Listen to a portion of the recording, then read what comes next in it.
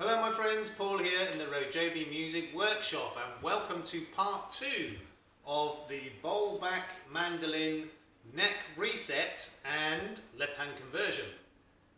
So in the first episode you saw me removing all of the hardware, stripping it down, took the strings off, took the tuners off, took the nut off, took the bridge off.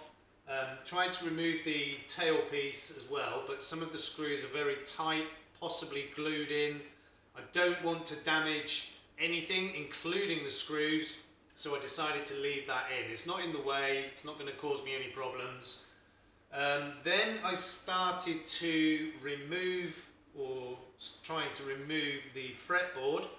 I was doing it cold at first. I didn't really want to apply any heat to it, but it was fighting me a bit, so I decided to go with heat and to continue the job off camera. Well, I've got it off, and pretty cleanly as well, I have to say. I mean, it has left a little bit of the material from the fretboard here and this side, and also a bit of a chunk has been left up here as well, so it's actually broken off of the fretboard itself.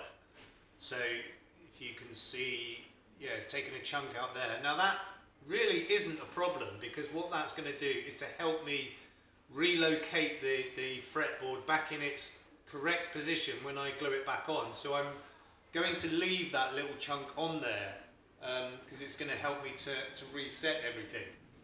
So that's really come off nicely, to be honest, and you know, it's quite likely, most likely, that fretboard has been on there for 51 years. And it's interestingly, there's a gouge out the back there, which doesn't seem to relate to anything on the neck. So I suspect that for some reason was already there, but that, again, that's really not a problem at all.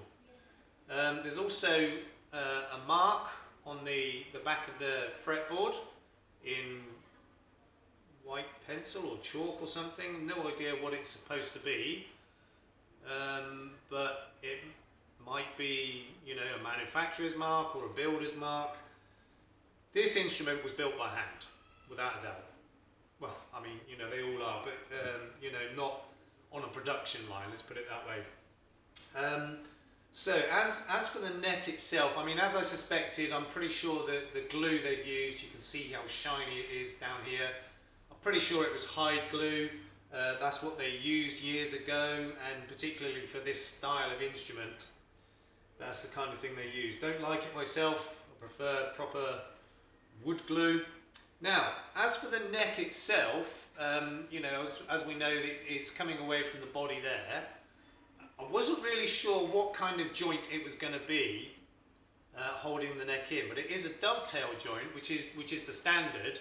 But if I try and get close up on that, for any instrument builders among you, or even general woodworkers, obviously recognise that as a dovetail joint, and it is perfect. I mean, it really is a well cut joint. I mean, you can see there's a step here now, obviously, where, you know, where the neck is kind of tilted forward. So, you know, this effectively has gone back and this part forward, and that's why we've got this here. So, as I said, that is a very, very well cut joint, and I don't know if you can see it, but there's a little slice mark just there and there, showing me that this was, you know, not cut on any kind of machine. It was done by hand, but a really, really good joint. Now, because of what's happening here, because the neck has been being pulled forward, obviously it's coming out here and it's gone in here. Now, that may have caused a little bit of deformity to the dovetail joint, whether on the neck or on the inside of the body, or possibly both. And I'm pretty sure that the wood of this neck is mahogany. And I know it's a spruce top, and probably all of the back and sides is probably all spruce as well. So I'm guessing that this is also mahogany, and this a mahogany inlay, and it is inlaid, and you can really not feel the seam there. This has been made really, really well, and as I said, that dovetail joint is as close to perfect as you're ever going to get, which is a downside because it might be very difficult to get this neck out. So what many luthiers do to remove the neck from a body, and often with the fretboard still on, they will drill holes basically into this corner and this corner, drill a hole straight down, and as I said, usually through the fretboard, so it's kind of guesswork. So they'll drill holes down into those corners of the dovetail joint and then put a small needle inside there, which is joined to a hose, which is joined to either a kettle or something along those lines that's boiling water. So with the hose and the nozzle, it squirts steam into the joint, which, you know, heats up the glue and, you know, moistens it as well to soften it. I'm not going to do that on this. I am not going to drill any holes in this beautiful instrument. But I do have to get this neck out, and you know, even this front part of the joint here, not the back so much because that's coming away, but this is still going to be a pretty strong joint, I'm sure. So I'm really not too sure at the moment how well this is going to come out, or how easily it's going to come out. I have a feeling this is going to fight me a bit. And when I took the fretboard off, it was bowed, but now you can probably see, let me just get a straight edge, it's pretty damn straight now. So what I did when I pulled this off, using the iron, you know, to heat it up as well, I put this on the floor, fret side down, so it would have been effectively bowed that way, and then I put the hot iron on top of it to use the heat and the weight of the iron to kind of straighten it, and it's worked. It's actually come out really straight, which I was surprised, because I thought, you know, there's a good chance that fretboard has been bowed for quite a long time, possibly years. I have no idea. And you know, wood, when it's curved like that, will get a memory. So I was quite surprised that, you know, it went back into shape quite easily. That's not to say that it won't over time start to curve again, but if it does, I'll use the same process to straighten it. But then the fretboard is going to one side for now, because I won't need that for a little while yet. I've got to try and remove this neck from the body. Now, it's not going to be easy. And I definitely will need heat on this. And I'm thinking that if heat alone doesn't work, I might just dribble some water on here, and it will soak itself down into the joint. And hopefully the iron will be hot enough to, you know, turn some of that water into steam to help me to remove that joint. I don't have any water here at the moment, so I'm just going to go and grab some quickly. I need a receptacle to put it in, and I'll need a pipette as well. 1 second.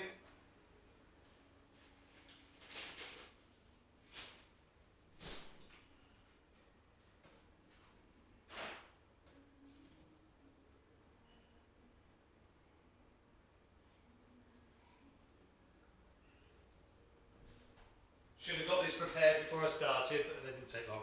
So I've got this little flask with some water in, and I've got a pipette. May or may not need that.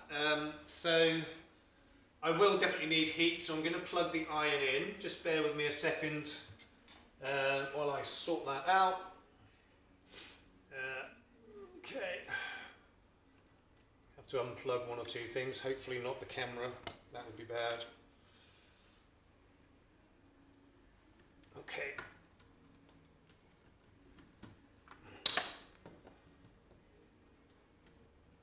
Oh, right, that's the iron plugged in, and the camera stayed on. That's amazing.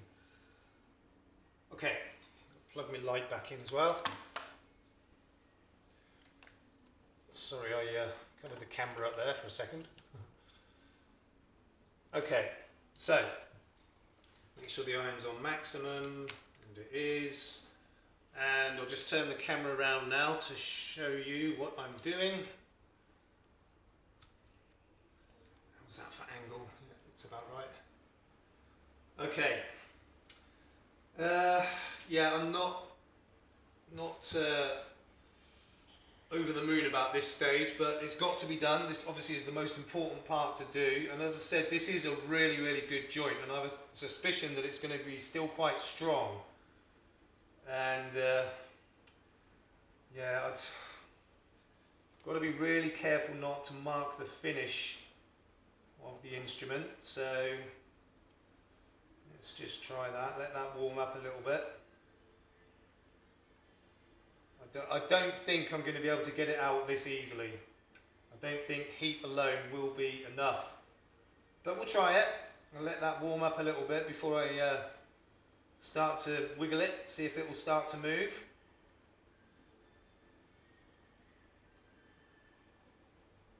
It's probably not going to be very easy, this. Put my fingers inside. Oh, I was going to say to feel the heat, but I can't because there's a huge neck block in there. Right, let me just see if that's going to start to do anything. So it's not that warm actually. Yeah, that's strong. That is a strong joint. Don't seem to be getting any movement at all right now. I'm going to put the iron back on there. And, oh, where's that come from? A bit of shellac come off somewhere. It's probably the top part of the binding there. Okay, so I'm going to just leave that iron on there for a bit longer. Try and get a bit more heat into it. It's tricky. But it's going to be the only way.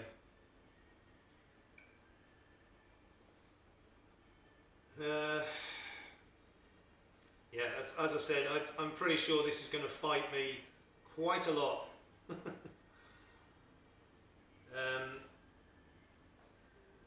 But we will endeavour to get the job done.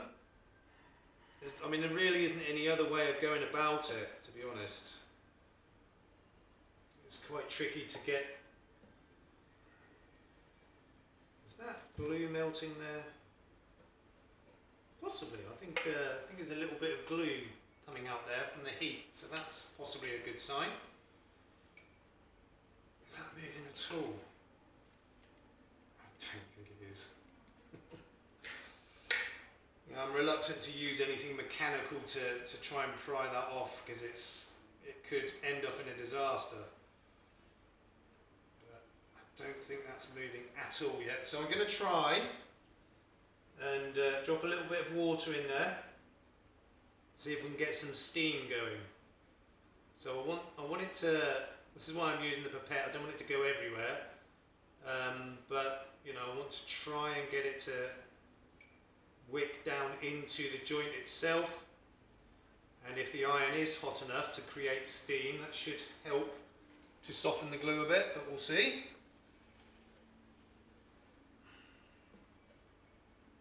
And if I can hear it sizzling like that, I don't know if you can hear that, that means it should be hot enough to create steam.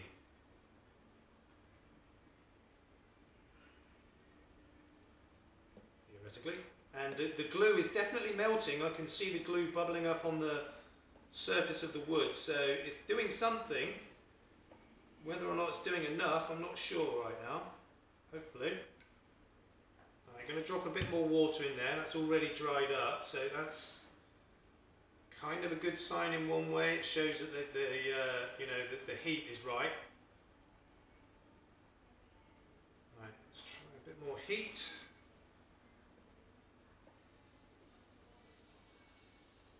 I guess you can hear that sizzling now.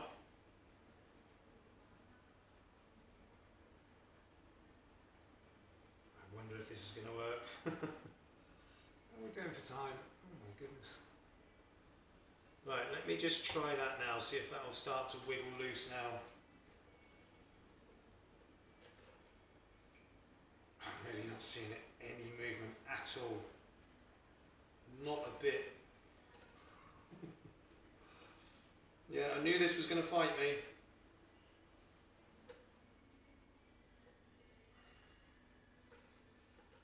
Yeah, I mean the glue is definitely softening. I can feel sort of sticky glue on the surface there, but it's not really penetrating.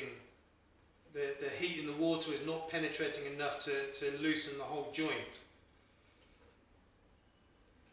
I really don't think there's any movement at all. Okay, well, persevere. We might get somewhere. See if I can get a bit. I can see the water wicking down into the joint now, but the problem with that is it will then be away from the heat.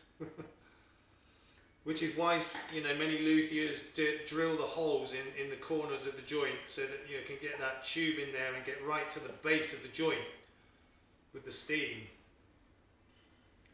Which is what really helps to loosen the joint up, but I'm so reluctant to do that. Besides which, I don't have a setup like that. I'm really, you know, not happy about trying that method, to be honest. Right, let's give that a go.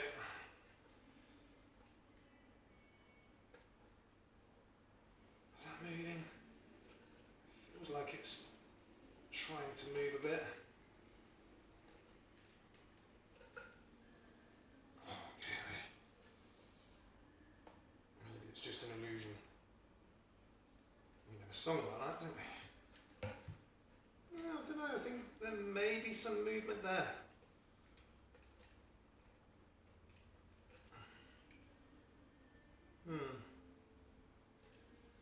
Okay, keep trying.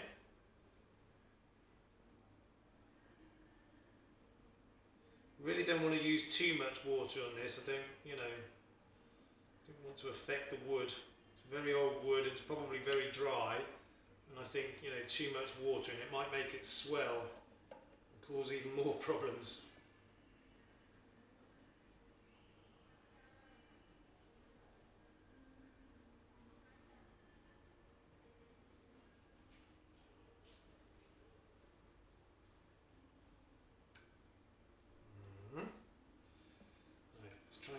Get a bit more heat into that because the water is still there, so it's not all evaporated.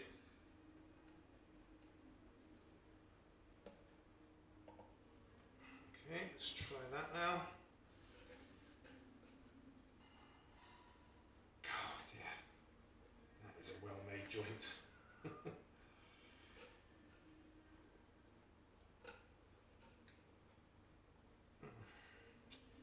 Yeah, I might need to rethink this because it doesn't seem to be doing much, if anything. I think what I might need to do actually is to break the seal of the finish here and here.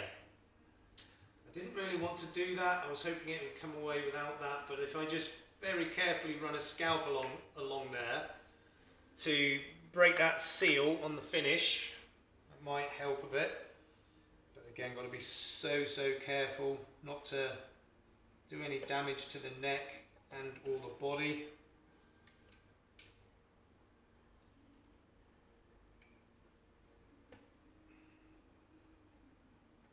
And as I said, I've got some shellac now, so any very light or minor damage I probably can repair. That seems to be good enough that side.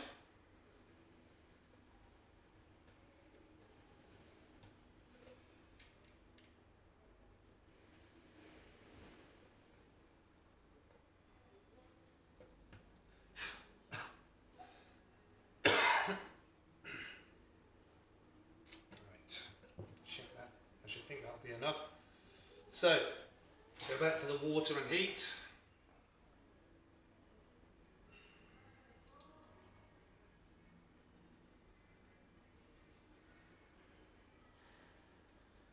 Okay.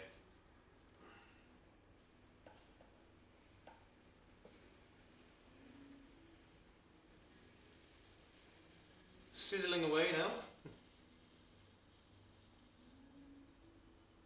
I can actually feel the heat coming off of that. That's pretty warm.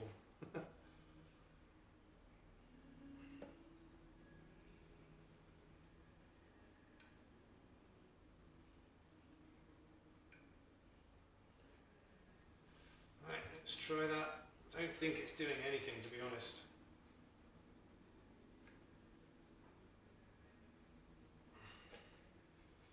It's probably psychological, but it feels like it's trying to move a bit. I don't know. I mean, the glue is definitely softening on this surface here. I can feel that it was sticky.